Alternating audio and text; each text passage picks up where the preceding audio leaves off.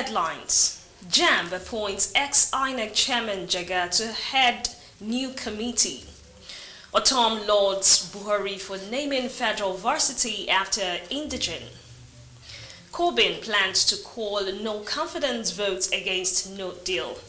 This is the news on the hour on Television Nigerian. Many thanks for joining us. I am Priscilla Igram. The Joint Admission and Matriculation Board has appointed former INEC chairman Atairu Jega as chairman of new committee on internationalization of admissions into tertiary educational institutions in Nigeria. The committee will look into the internationalization of admissions into Nigeria's tertiary institutions through JAMB, the former chairman of the Independent National Electoral Commission (INEC). This appointment was made by the Registrar of the Joint Admission and Matriculation Board, Ishak Oloyede. The former INEC chairman will be assisted by Professor Emeritus Olugbemiro Jegede, former Vice Chancellor of the National Open University of Nigeria. The Catholic Diocese of Enugu on Thursday urged the federal government to back the amended Nigerian prisons law with provision of adequate facilities for reformation of inmates. President Muhammadu Buhari on Wednesday signed the new Nigerian Prison Service Amended Bill into law, which changed the name of the Nigerian Correctional Service. In the amended law, the Nigerian Correctional Service facilities nationwide would be governed by policies and programs meant for correction and reintegration of offenders back to the society.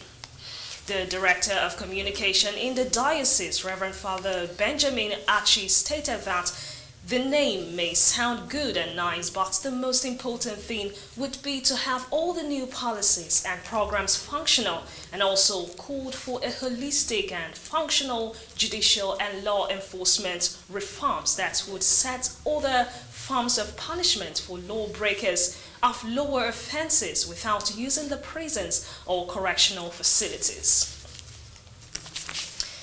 Governor Samuel Otom of Benue State on Thursday applauded President Muhammadu Buhari for approving the naming of a federal university after late Senator Joseph Sowon Taka, who is an indigene of the state and one of the famous politicians in the First and Second Republics. President Buhari had on Wednesday signed a bill renaming two major institutions in the country, the Federal University of Agriculture, Makurdi, now Joseph Sowon Taka University, Makurdi, and Nigerian Prison Service, now Nigerian Correctional Service.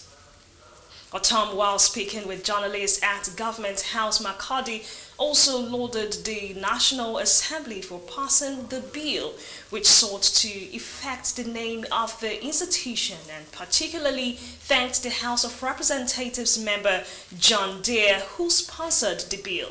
Otom said late Senator Jaka left a footprint on the economy and political landscape of the country and deserved to be accorded the honor as it has been done to other notable Nigerians.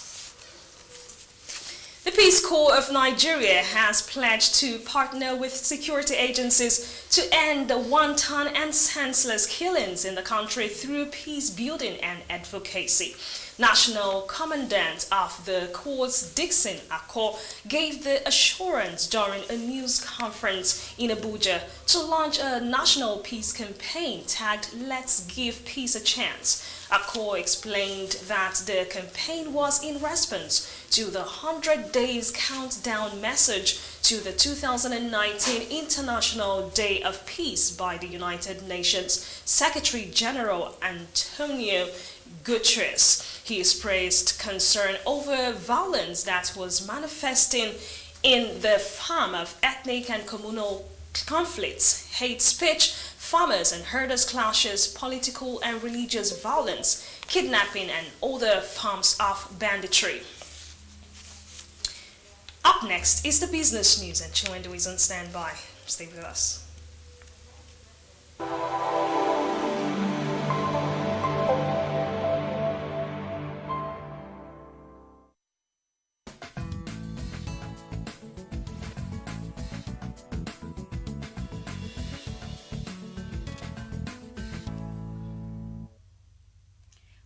TV and business on television Nigeria.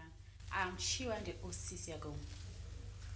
The Nigerian Employers Consultative Association and the Center for Social Justice said the directive by President Muhammadu Buhari to the Central Bank of Nigeria to withdraw foreign exchange for importation of food is coming at the wrong time. The media views known on Wednesday in separate statements made available to our correspondents. The Lagos Chamber of Commerce and Industry, on the other hand, called for clarification on the food items to be restricted from foreign exchange allocation.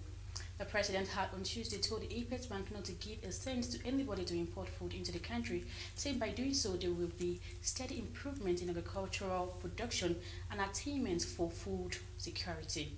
He said some states like Kebbi, Ogun, Lagos, Jigawa, Ebonyi, and Kano had already taken advantage of the federal government's policy on agriculture with huge returns in rice farming. The Director General Nika Timothy Olawale, who spoke for the association, said that he will sell immediate withdrawal of forex for food importation without giving a proper period for businesses to adjust might have serious consequences on the economy.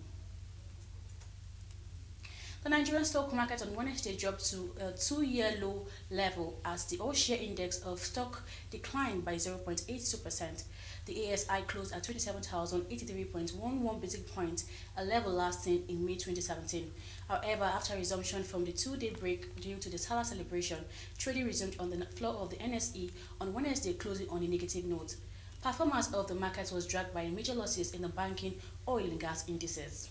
Analysts at AfriVest Securities Limited said price depreciation in MTN Nigerian Communications PLC, Guaranty Trust Bank PLC, and FBN Holdings PLC dragged the benchmark index southwards as the year-to-date loss worsened to minus 13.8%.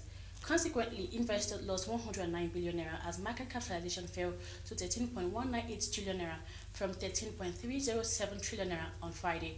The top traded stock by volume were GTB 49.9 million units, Zenith Bank PLC 34.7 million units, and Access Bank PLC 33.2 million units, while the top traded stock by value were GTB 1.3 billion naira, Zenith Bank 563.7 million naira, and Dangote Cement PLC 347.8 million naira. The Executive Vice Chairman, Nigerian Communications Commission, Professor Umar Garba Dambata, says over 40 million Nigerians are denied access to telecommunication services. He said this was due to the inability of the service providers to spread their services to rural areas. Dambata said this on Wednesday in Kano at the Emerging Technologies Research and ICT Forum with the team developing Nigeria's tech ecosystem in parity for improving local content. The NCC board said in order to reverse this trend, there was a need for a paradigm shift in the telecommunication industry so as to find an enduring solution to the challenges threatening its growth and development. He said that the rural areas were left behind as far as fiber network were concerned, saying that the NCC was in process of creating 10 gigabytes per second fiber network. But that's what you have for you today on TVN Business Updates. I am Chiwende Osisiago. Now let's take a look at the graphical representations of business stories making headline. Stay with us.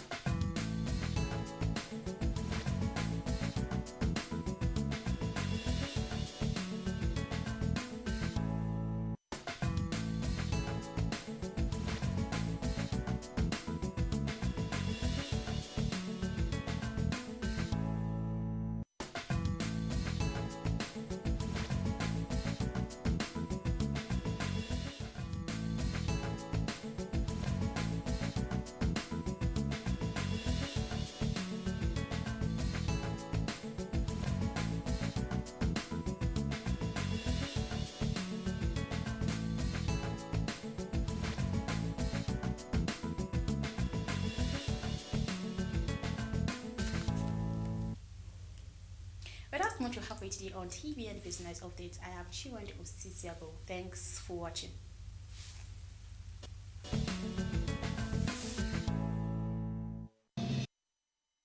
You might not know the depth, you might not know the weight, but if you join me, Eunice Johnson, on Issues of the Moment, you definitely will find out all the answers you are looking for regarding burning issues ranging from politics, religion, economy, just name it. Issues of the Moment is your information hub.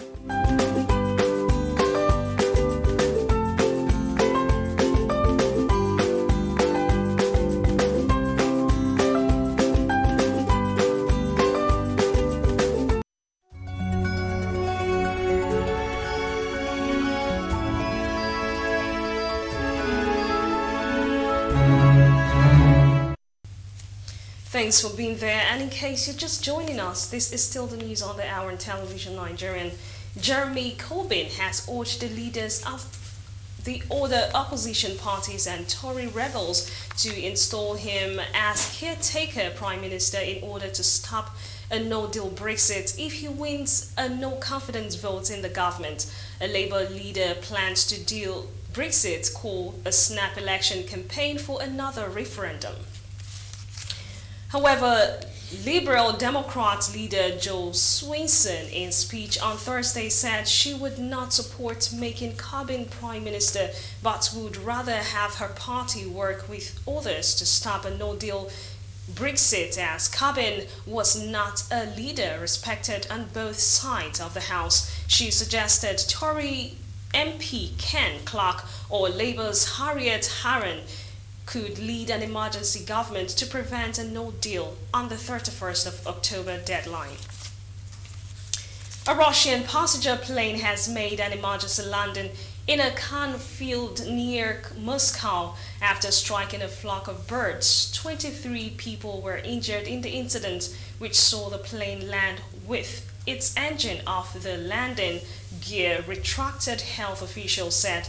The Ural Airlines Airbus 321 was traveling to Simferopol in Crimea when it hit the flock of gulls shortly after takeoff, disrupting its engine.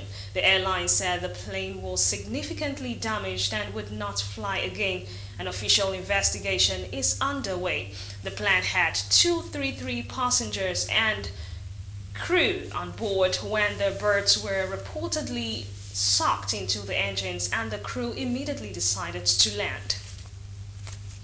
As they protest and testify in Hong Kong, internationally luxury brand are getting caught in a crossfire. Global brands such as Versace, Coach, Calvin Klein, Givenchy, Asics, and Swarovski have all become tied up in controversies on the mainland this week for listing Hong Kong, Macau, and Taiwan as separate countries or regions, not part of China, on their official websites or brand t-shirts. China's state media propaganda machine is running at full speed to counter the anti-Beijing voices, and many Chinese social media users are now involved in an online hunt for international companies, seemingly not abiding by one country, two system principles, which states that while Hong Kong enjoys a high degree of autonomy, is part of China.